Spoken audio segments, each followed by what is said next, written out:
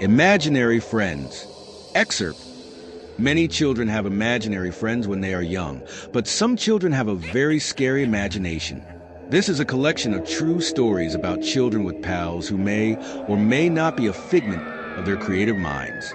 When I was 4 years old, my mom and I moved into a large colonial house that was built in the late 1800s. My mom always had a weird feeling about the house. There was a little bricked-off section in the basement, and we never knew why it was there. My mother told me that soon after we moved into the house, I suddenly had an imaginary friend. One day, out of the blue, I told her that I had been playing with a little girl named Jenny. She thought that it was just a phase and didn't pay much attention to it. I told her that Jenny wanted me to let the cat go down into the basement so that she could play with it. My mother allowed me to let the cat go down there. It never came back. That creeped her out. Then, a few days later, I told her Jenny wanted me to go down into the basement to play with her. My mother refused and told me to go upstairs to bed. I did, and when I woke up the next morning, I had deep scratches on my back and legs. My mom decided to research the history of the house. She found an old picture of the house and the family who used to live there. She showed me the picture and asked if I recognized any of them. There were 7 little girls in the picture, and, without hesitation, I pointed to one of them. The names of all the family members were written on the back. The girl I had pointed to was named Jenny. My mother got scared, because during her research, she had discovered that the girl named Jenny had gone down into the basement one day and was never seen again. The family never found her, and they moved shortly after that. After I identified the girl in the picture, it was all way too much for my mom to handle. We moved out of the house and found somewhere else to live. When I turned 18, my told me all about what had happened in that house. It still scares me when I think about it. My niece had an imaginary friend, but she said she wasn't allowed to tell anyone his name.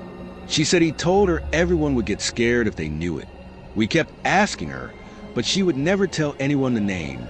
Then one day, her mom and I were in the hallway, and my niece didn't realize it. She was talking to her imaginary friend and called him by his name. To this day, whenever I think about it, I am still creeped out. The imaginary friend's name was Lucifer. I was staying in my aunt's house when I saw my 4-year-old cousin April sitting on the stairs. She was making funny faces.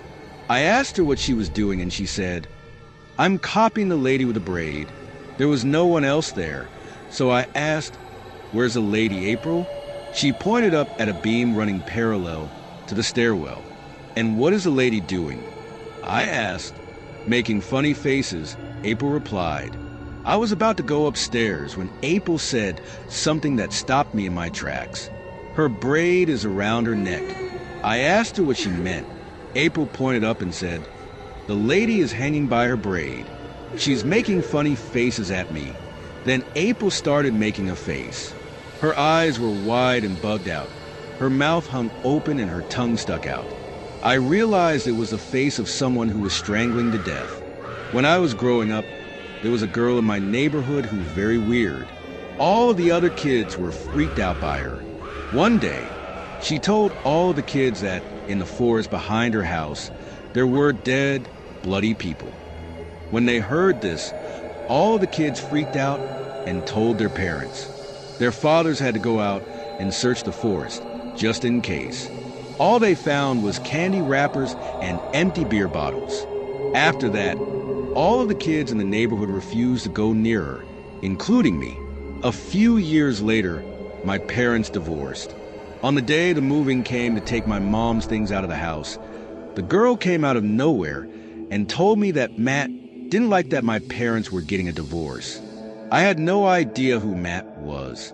Even though I stopped being friends with her, my dad was still friends with her parents. My dad told me that Matt was her imaginary friend. Her parents had told him all about the problems they were having. Matt was often too physical. They claimed that Matt could control the lights and could even make the power go out. They said Matt also knocked on doors at night. If he was ignored, the banging on the doors would start.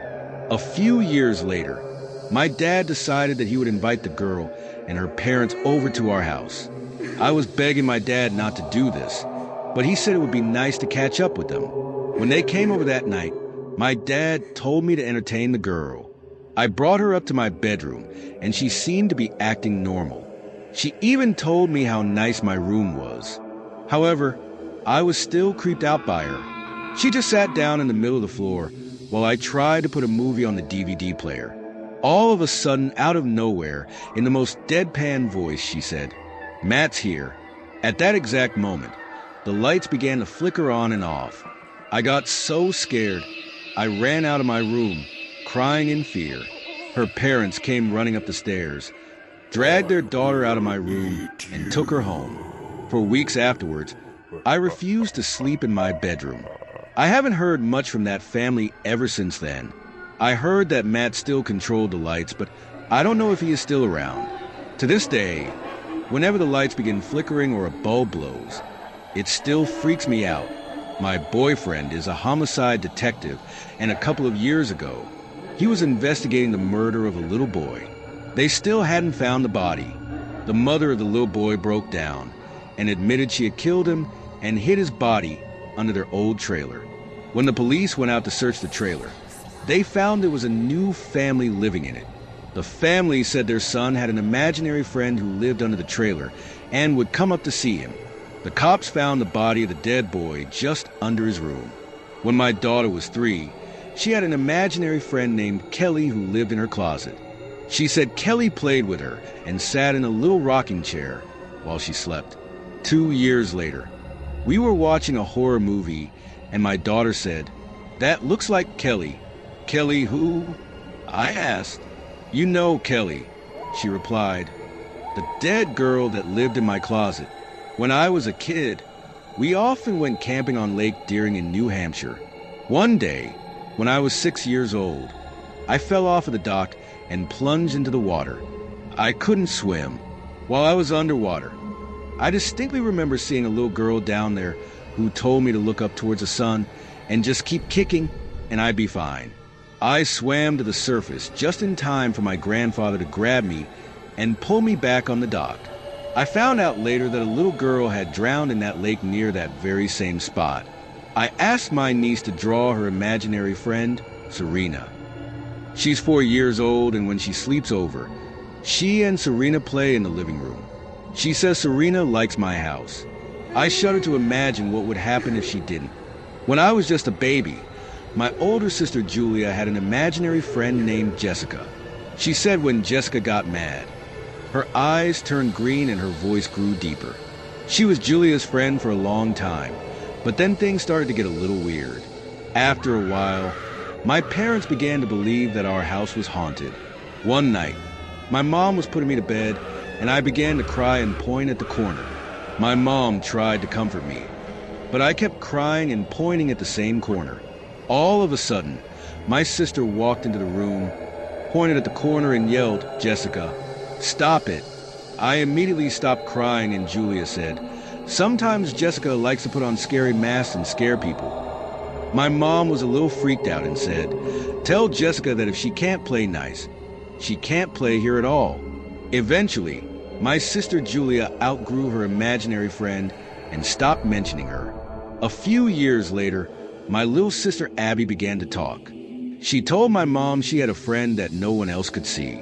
She said her imaginary friend's eyes turned green when she was upset. My mother asked her what her imaginary friend's name was, and she replied, "Jessica, back when I was in elementary school, my best friend's name was Ryan. We were around 6 or 7. One day, there was a new kid in our class. His name was Andrew, and he had just moved in from out of state. He was socially awkward and used to sit alone, just talking quietly to himself. The strange thing was, he always appeared to be enraged during these conversations with himself. Ryan and I decided to befriend him, and he invited us over to his house for a sleepover. The whole day went by without incident, and it was all good fun. Andrew seemed different at home. He was more relaxed, more comfortable, more normal. That night, we went to sleep in his bedroom, which was in the basement. I remember lying there on the floor, My buddy Ryan was asleep near me, and Andrew was across the room on a couch. It was dark, and I could only see his outline. All of a sudden, Andrew started making some eerie, high-pitched noises. It sounded like a steaming tea kettle. Then he stood up, still letting out that high-pitched screeching noise, and I saw him walking towards me. I kicked Ryan to wake him up, and both of us were freaking out. Andrew kept walking until he was standing over us. Then he just kneeled down and slowly let the screech die out.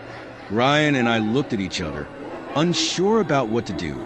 Suddenly, Andrew grabbed our arms and started squeezing like he was trying to crush them. In a disturbing low voice, he growled, "Scotty wants you both to leave." I ripped my arm out of his grasp, and so did Ryan. Andrew got up again and just stood there staring at us, letting out a high-pitched evil laugh.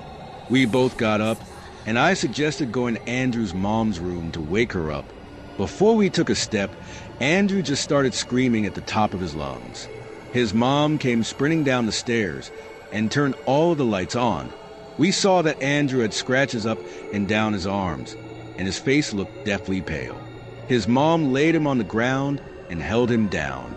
She was trying to speak over his screams, and she was saying things like, "Andy, Andy, it's okay. Scotty isn't real Andy." She turned to us and told us to go upstairs and put our coats on. She was going to take us home. For a couple of weeks after that, we didn't talk to Andrew at school. Eventually, we asked him about it, and he said, "It's okay now. You won't see Scotty anymore. No one will." Needless to say, that was the end of that, and we never talked to him again. He ended up getting removed from my school because he attacked a kid with a tree branch at recess. We were watching a scary movie when my nephew looked up and said, "What's George doing on TV?" I asked him what he meant, and he said, "That boy on TV looks like George." I asked him who George was, and he replied, "He lives above my bed every night when the lights are off and talks to me, but I can't hear him." I asked him to draw me a picture. He drew a small boy with black holes for eyes and no teeth who was bleeding from his neck. "That's George," he said. "My little brother had an imaginary friend named Tuna. He said she was the size of a thimble." When he stopped mentioning her, we asked him what had happened to her. He said he ate her. My daughter had some imaginary friends for a couple years named Dodo, Ghana, and the Evil. They just sort of appeared out of nowhere when she was almost 3 years old. It started with Dodo and Ghana. Then a few months later, she came up to me with a creepy, expressionless face, told me, "The Evil is coming over today," and just walked away. It turned out that the Evil was actually a nice imaginary friend. She just had an unfortunate name.